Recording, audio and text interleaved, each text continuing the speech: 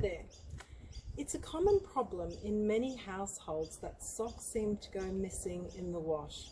You put them in the wash, you bring them out, and then you can only find one. And you know, that gets expensive after a while because you have to keep then buying new matching pairs of socks. Unless you're like my kids and you don't mind wearing mismatched socks.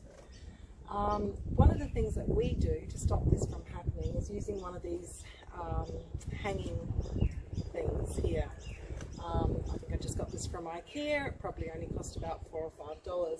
Find the one you want to get. A reasonably good quality one will survive hanging in the sun a little bit longer than the really cheap ones. The plastic can then just snap and then you end up having to rebuy another one. So, you know, just think about that so that you can avoid a bit of waste. But these kinds of things are really good for hanging socks because you can hang them up with their pairs, and then when you're getting them in off the line, just fold them up as you go. Less seems to go missing that way. The other good thing about hanging them on one of these is that you're actually only hanging it up, pegging it to one bit of fabric. So that means the sock's going to dry a lot more quickly than if you've got it pegged over the line in this kind of a method.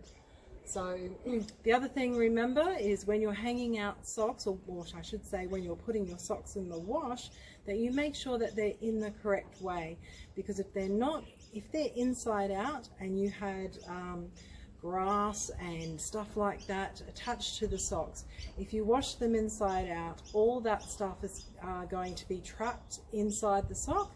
It will not wash properly, and then when you go to turn it in the right way, you'll find you'll get a whole heap of dust or leaves or bits and pieces on the floor, and you want to avoid that. So put them in the right way. It is not just an OCD thing. So yeah, you have a great day and thank you for watching.